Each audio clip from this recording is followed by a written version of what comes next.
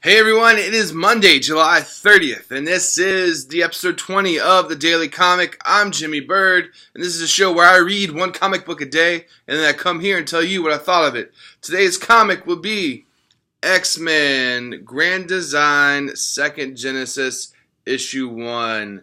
And there's the cover, and you can kind of tell right off the bat, this is a little bit different. So this is basically a chronicle, if you will. The X-Men has such a long, huge history spanning different books, whether it's X-Men, Uncanny X-Men, Classic X-Men, Giant Size X-Men, X-Force, New Mutants, Alpha Flight, all this crazy stuff. X-Men's one of the more popular of teams in the history of Marvel Comics.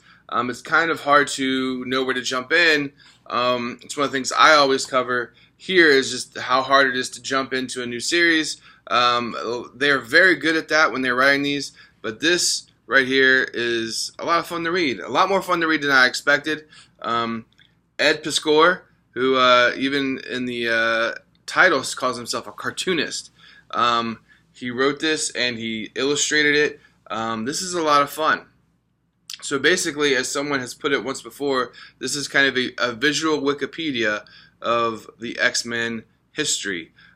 It's told from the perspective of one of the Watchers, one of the elders of the universe who kind of chronicle what's going on in the Marvel Universe.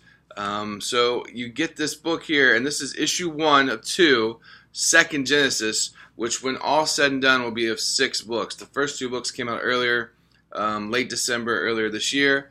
The next 2 will come out later this year.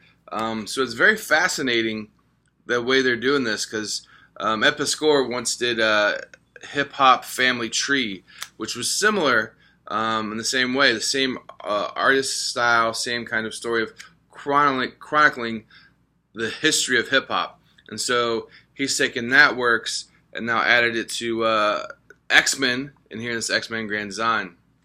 So what's really, really cool, it's things that happen chronologically. These books here, and this book here, basically covers issues 90 through 137, which is most of the Phoenix saga, or what was going on before that, to the introduction of Kitty Pryde.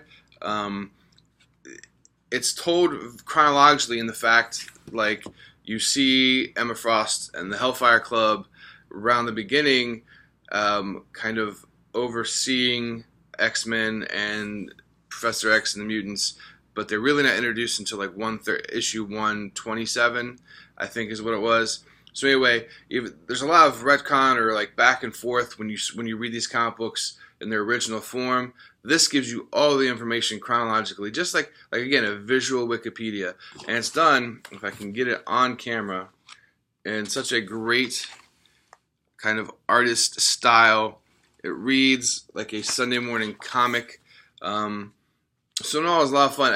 I liked this a lot more than I thought I would. I stayed away from the first 2 because, again, the big write-up on this was that was just a kind of, we're trying to condense 40, 50 years of X-Men history into 6 books.